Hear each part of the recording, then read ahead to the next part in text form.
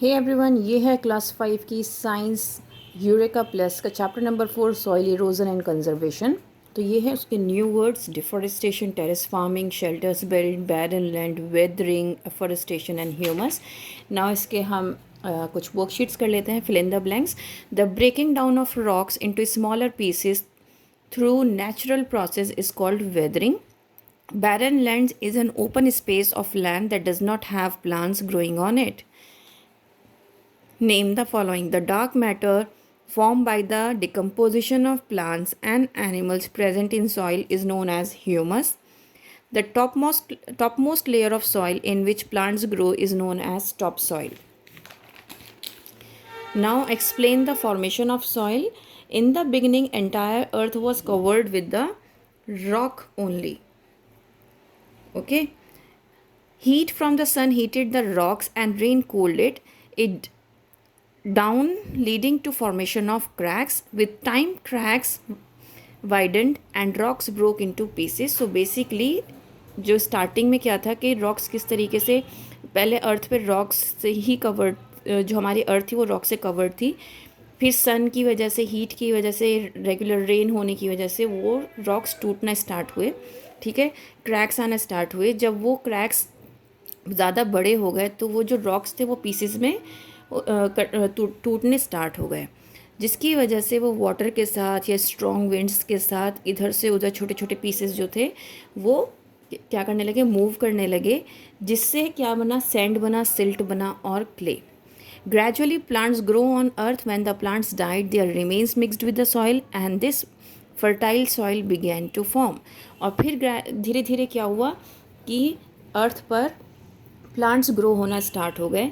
और फिर कुछ प्लांट्स ऐसे भी होते थे जो ख़राब हो जाते थे या गल जाते थे, जिनकी डेथ हो जाती थी, तो वो सॉइल में ही मिक्स हो जाते थे। और जब इस तरीके से ये प्रोसेस लंबे समय तक चलता रहा तो वहाँ की जो सॉइल है वो बहुत ज़्यादा फर्टाइल हो गई। ठीक है, अब ये उसी चीज़ का डायग्राम है।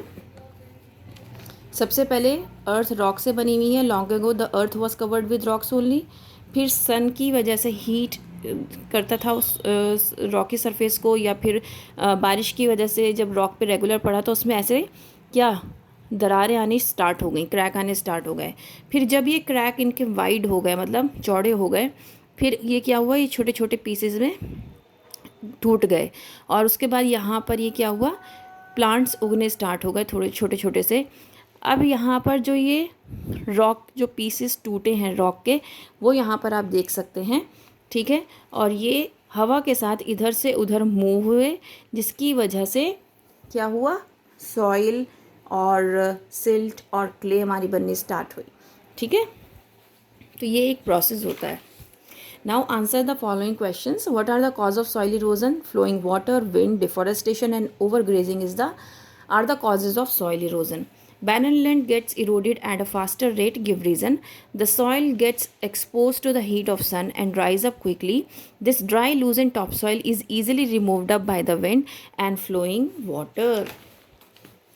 Analyst different steps of soil conservation. तो सॉइल कंजर्वेशन के यहाँ पर कुछ स्टेप्स गिवन है: afforestation, terrace farming, building burns, cover crops, shelter belts. तो यहाँ पर आपको सारे डायग्राम्स भी गिवन है। अफॉरेस्टेशन मतलब पेड़ लगाना, बिल्डिंग बर्न्स यहाँ पर जो समंदर है उसके आसपास पेड़ लगाना, टेरेस फार्मिंग आपको पता होना चाहिए कि जो पहाड़ों वाली फार्मिंग होती है वो इस तरीके से फार्मिंग होती है वहाँ पर। शेल्टर बेल्ट्स अगर आप देख सकते हैं तो किसी भी एरिया के चारों तरफ पेड़ों का लगाना। कवर क्रॉप्स इस तरीके से जब हम पेड़ों को लगाते हैं, that is your cover crops. So what are the advantages of terrace farming? हमारे कुछ एडवांटेजेस हैं टेरेस फार्मिंग्स के। It reduces the force of rainfall and prevent soil from being eroded, मतलब सॉइल को ख़राब होने से भी रोकता है। Rain water fills up each step and the plants are able to absorb water more efficiently. Enlist the causes of deforestation. Deforestation क्या होता है? पेड़ों की कटाई करना। Mining, agriculture, raising livestock, setting up factories, road work, ये क्या है, सारे कॉजेज़ हैं डिफॉरेस्टेशन को के।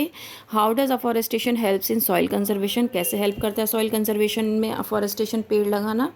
Roots of plant bind the soil particular and prevent soil erosion, soil particles, ये सॉइल पार्टिकल्स हैं. सो रूट जो होती हैं प्लांट्स के, वो बाइंड करती हैं सॉइल पार्टिकल्स को और सॉइल इरोजन होने से रोकती हैं. How are farmland near river banks protected from the soil erosion, किस तरीके से प्रोटेक्टेड रहते हैं.